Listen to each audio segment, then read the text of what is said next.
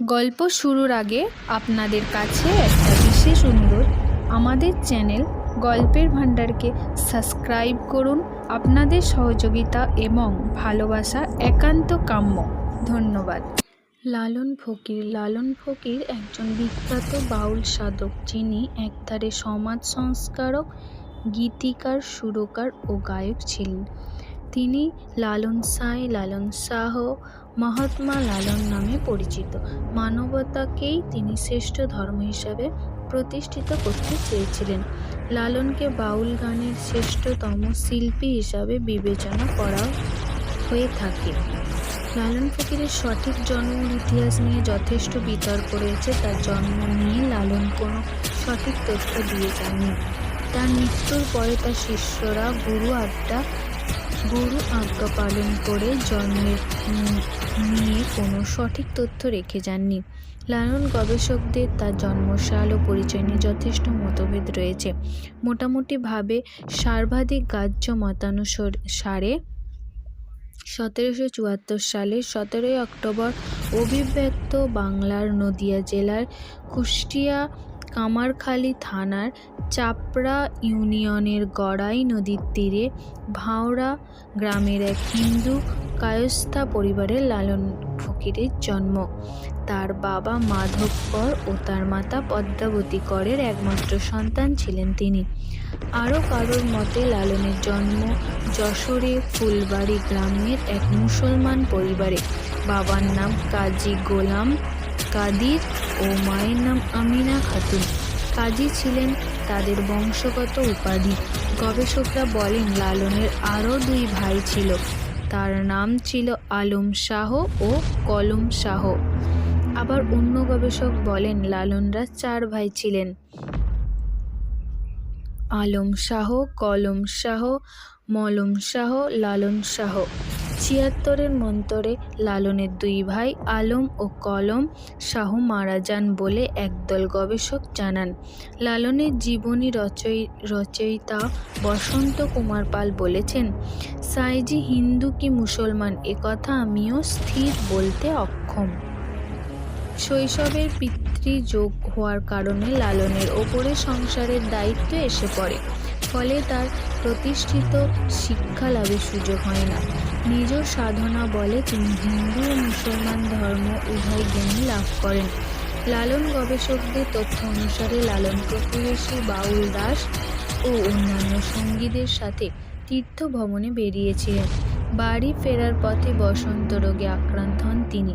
পথে রোগ এতটাই গুরুতর হয় যে তিনি অচৈতন্য হয়ে পড়েন। সঙ্গীরা তাকে মৃত বলে মনে করে তার মুখাগ্নি করে তাকে নদীতে ভাসিয়ে দেন। এক মুসলমান রমণী তার সংজ্ঞাহীন দেহ উদ্ধার করে তাকে বাড়িতে এনে সেবা করে সারিয়ে তোলেন।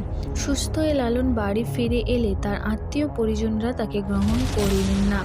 সমাজ তাকে এই যুক্তিতে পরিত্যাগ করে যে ব্যক্তির একবার মুখাগ্নি হয়ে গেছে সে সমাজের চোখে মৃত ব্যক্তি।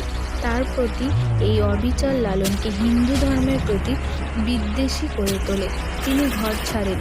তার অতি বিস্মিত হয়ে এক নতুন মানুষের জন্ম হয় যে কেবলই মানুষ। তার জাত ধর্ম সমস্ত পরিচয়কে মুছে লালন মানবতাকেই ধর্ম হিসাবে বেছে নেন। এরপর লালন চলে আসেন বাউল গুরু সিরাজ সাঁইয়ের কাছে। গুরু সিরাজের বাউলের মন্ত্র দীক্ষিত হয়ে এক নতুন জীবন শুরু হয় তার। দীর্ঘদিন গুরুর সাথে সাধনা করার পরে কুষ্টিয়া ছেউরিয়া গ্রামে নিজের আখড়া স্থাপন করে তার সাধক জীবনের সূচনা করেন লালন। তার প্রায় 10,000 শিষ্য ছিল বলে জানা যায়। আখড়া গড়ের পরে তিনি আরও অনেক জায়গাতেই নিজের শিষ্যত্ব গ্রহণ করেছিল। তার স্ত্রীর নাম বিশাখা বলে জানা যায়। তবে এই নিয়ে যথেষ্ট বিতর্ক রয়েছে লালন গবেষকদের মধ্যে। লালন চেয়েছিলেন এক অখণ্ড মাদক মণ্ডলী গড়ে তুলতে। নিজেকে সমাজ বিরোধী ও মানুষের জন্য মরিয়মী হয়ে প্রকাশ করতে চেয়েছিলেন। তার আধ্যাত্মিক চেতনা তার গানের মধ্য দিয়ে সুস্পষ্ট হয়ে ওঠে। দেহাত্ম ছিল তার ধর্মের মূল আধার, যেখানে দেহের অন্তরে থাকা আত্মাকে তিনি মনের মানুষ বলে অভিহিত করেছেন। তার দেহকেই তার ঘর। তিনি সাধনার মাধ্যমে পার্থিব দেহের মাধ্যমে দেহোত্তর জগতে পৌঁছানোর কথা উল্লেখ করেছেন, যা মানব জীবনের মহামুক্তির পথ। মানুষের রক্তমাংসের শরীরের মধ্যে পরস্পরের বিচ্ছিন্ন রূপ আত্মার বাস, যা রহস্যময়, অজানা, অস্পষ্ট এক সত্তা। মনরূপী এই শরীরের মধ্যে আত্মা এক অচিন পাখি, যাকে ধরা যায় না, ছোঁয়া যায় না। তাকে লালন ফকিরের দার্শনিকতার বহু মানুষকে প্রভাবিত করেছিল। যা আছে ভাণ্ডে তাই আছে ব্রহ্মাণ্ডে, এই ছিল লালনের দর্শন।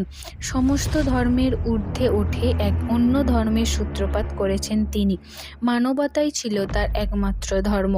ধর্মীয় গরমির ঊর্ধ্বে ওঠে তৎকালীন সমাজের কুসংস্কারের বিরুদ্ধে তিনি রুখে দাঁড়িয়েছিলেন। সমাজের উচ্চ বর্গের মানুষের, তথাকথিত নিচু জাতের মানুষের ওপর নিপীড়ন ও অত্যাচারের বিরুদ্ধেও তিনি প্রতিবাদী হয়ে সাধারণ মানুষের পাশে দাঁড়িয়েছিলেন। প্রবল প্রতাপশালী জমিদার প্রতিবাদী কৃষক জনতাকে শায়েস্তা করার জন্য লাঠিয়াল পাঠালেন। তখন লালনই লাঠি হাতে জমিদারের লাঠিয়ালদের পরাজিত করে কৃষক বন্ধু কাঙাল হরিনাথকে রক্ষা করেন। এই কারণে গ্রামের সাধারণ মানুষ থেকে ভূস্বামী, ঐতিহাসিক, বিশিষ্ট লেখক সকলেই লালনের জীবন দর্শন দ্বারা প্রভাবিত হয়েছিলেন। রবীন্দ্রনাথের লালনের জীবন দর্শন দ্বারা ব্যাপকভাবে প্রভাবিত হয়ে প্রায় ১৫০টি গান রচনা করেছিলেন। রবীন্দ্রনাথ তার গোড়া উপন্যাসে সূত্রপাত করেন লালনের গানের দ্বারা। লালনের মতবাদবাদী দর্শনে প্রভাবিত হয়েছিলেন সাম্যবাদী কবি নজরুল ইসলামও। আমেরিকান কবি অ্যালেন গ্রিন্সবার্গ লালন দর্শনে প্রভাবিত হয়ে আফটার লালন নামে এক কবিতা রচনা করেছেন। গ্রিন্সবার্গের বহু রচনাবলীতে লালনের দর্শনের প্রভাব পাওয়া যায়। লালন তার জীবন দর্শন ও মতামতকে প্রকাশ করেছেন গানের মাধ্যমে। বাউল সমাজে তার গান মুখে মুখে পরিচিত হয়ে খ্যাত লাভ করে। তার লেখা গানের কোনো পাণ্ডুলিপি পাওয়া যায়নি, কিন্তু গানগুলি এতটাই জনপ্রিয় লাভ করেছে যে তার আজ ব্যাপ্ত হয়েছে জনমানসে। লালন গবেষকদের মতে তিনি প্রায় ৮ শতাব্দী গান রচনা করেছেন। আর গানগুলি মূলত আত্মতত্ত্ব ও দেহাত্ম দ্বারা প্রভাবিত ছিল, আর এর সঙ্গে যুক্ত হয়েছিল বৈষ্ণব, বৌদ্ধ, সহজিয়া ও সুফিবাদী। লালনের গানগুলি লালন গীতি নামে পরিচিত। স্বয়ং রবীন্দ্রনাথও তার প্রবাসী পত্রিকায় হারমোনি বিভাগে লালনের গানগুলি প্রকাশ করেছেন।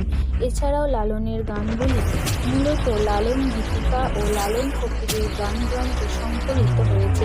তার গানগুলির মধ্যে কয়েকটি বিশেষভাবে উল্লেখযোগ্য: মিলন হবে কত দিনে আমার মনের মানুষেরও শোনে, আমি কোথায় পাবো তারে আমার মনের মানুষ জেরে, খাঁচার ভেতর অচিন পাখি কেমনে আসে যায়, বাড়ির কাছে আর শ্রীনগর ইত্যাদি। এই গানগুলির মধ্যে তার আত্মার সাথে মিলনের আকুতি সুস্পষ্ট রূপে প্রভাবিত হয়েছে, যে মনের মানুষের কোনো লিঙ্গ, জাত, কুল, ধর্ম বা জাত নেই।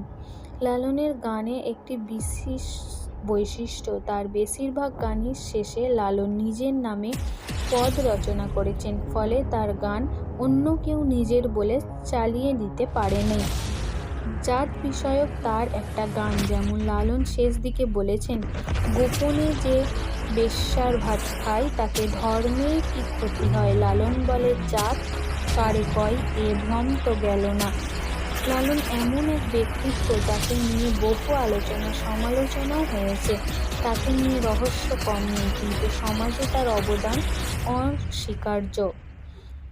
বাউল সংস্কৃতিতে এক উচ্চ মার্গ প্রদান করেছেন তার ভাবাদর্শন। সেই কারণেই তাকে বাউল সম্রাট বলে আখ্যাত করা হয়।